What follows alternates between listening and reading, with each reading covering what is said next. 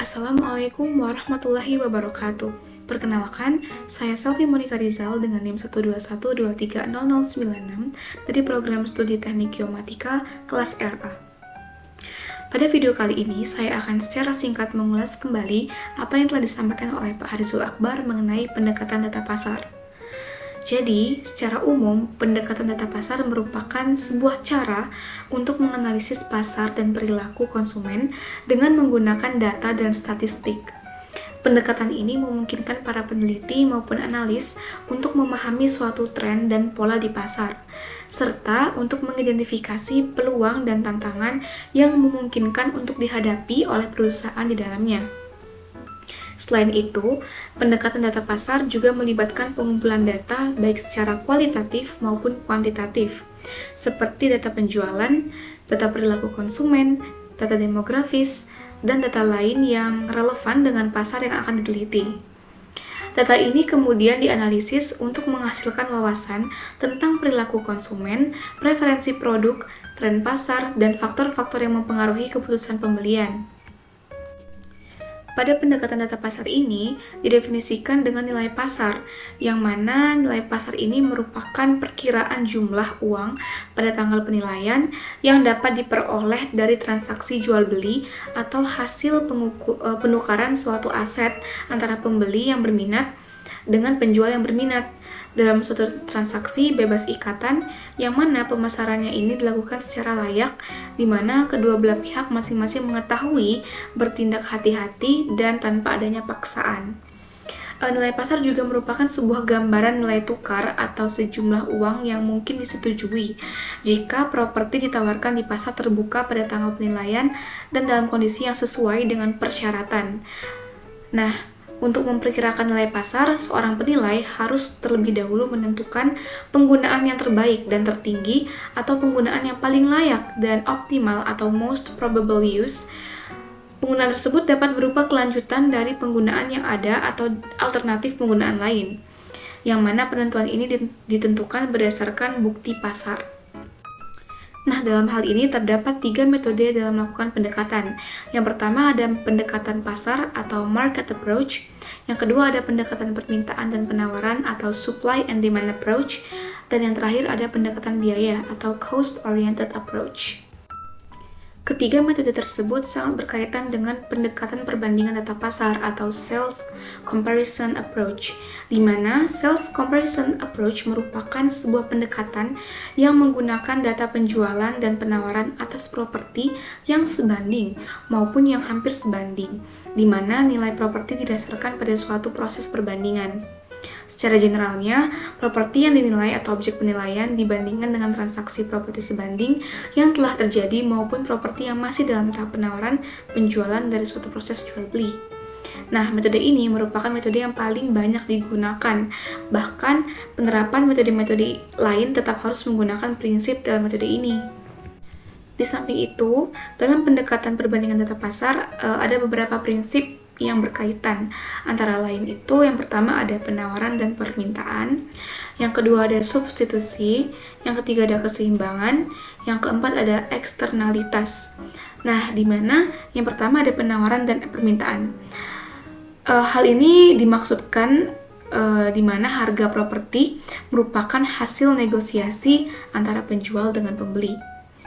Nah, permintaan diestimasi dengan mempertimbangkan jumlah pengguna potensial dari suatu properti tertentu, kekuatan beli, selera, dan preferensinya. Sedangkan penawaran dianalisis dengan fokus pada properti-properti yang tersedia, yang belum terjual atau kosong, baik yang masih dalam konstruksi maupun dalam perencanaan. Jika jumlah penawaran tetap dan permintaan akan jenis properti tertentu tinggi, maka harga akan cenderung naik. Dan sebaliknya. Oke, yang pertama dalam penawaran dan permintaan, di mana dalam hal ini harga properti merupakan hasil negosiasi antara penjual dan pembeli. Permintaan diestimasi dengan mempertimbangkan jumlah pengguna potensial dari suatu properti tertentu, kekuatan beli, serta selera dan preferensinya.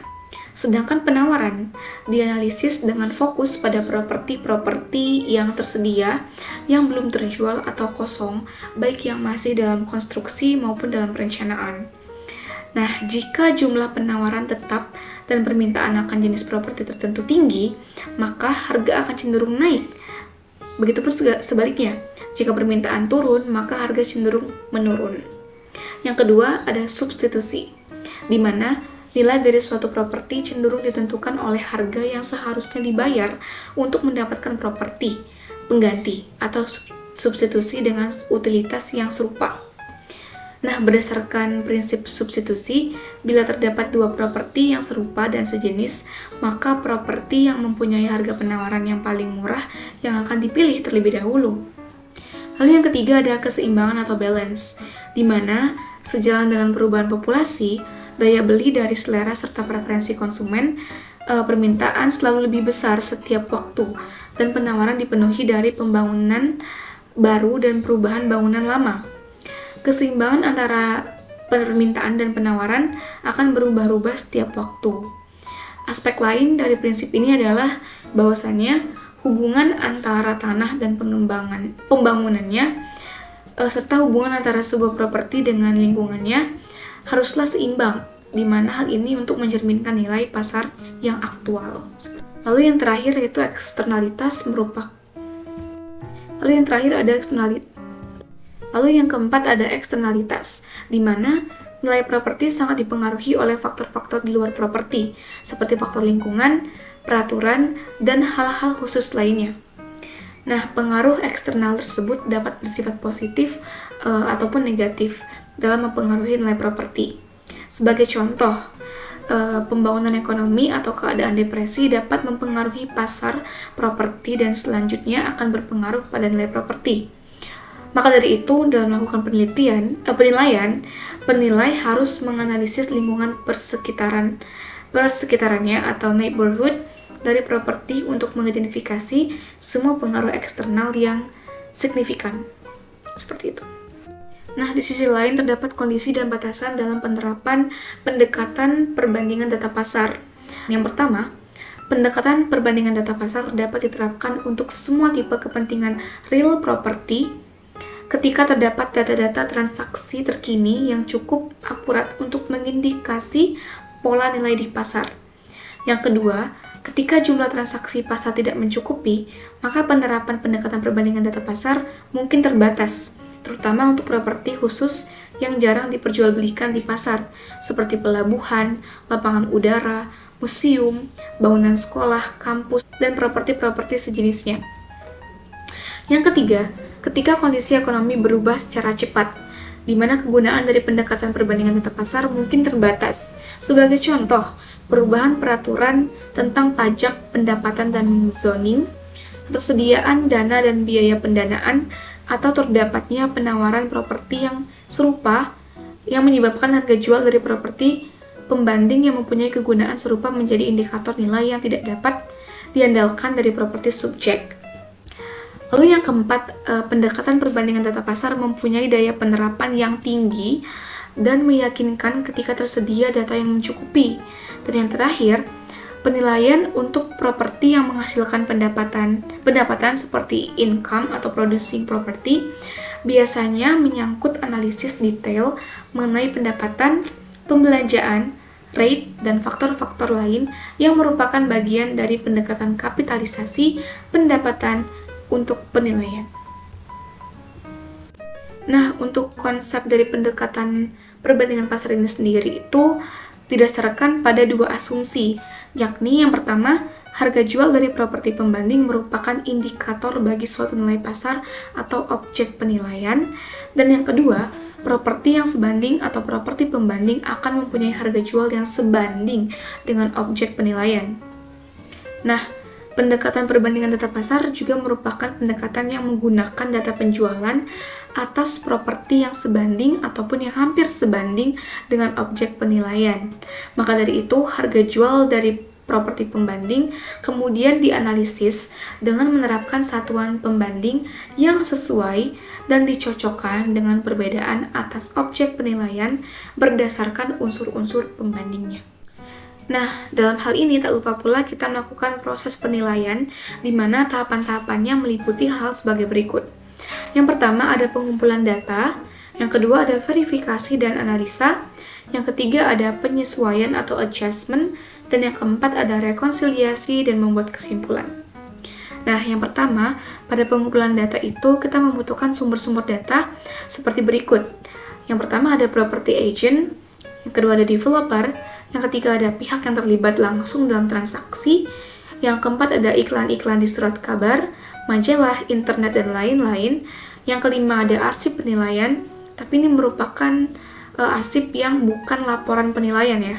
Dan yang terakhir itu ada data resmi atau akte jual beli seperti NJOP dan lain-lain. Setelah melakukan pengumpulan data, dilanjutkan dengan melakukan verifikasi data, di mana dalam verifikasi data, validitas data dapat dipertanggungjawabkan dan harus dari sumber-sumber yang dapat dipercaya.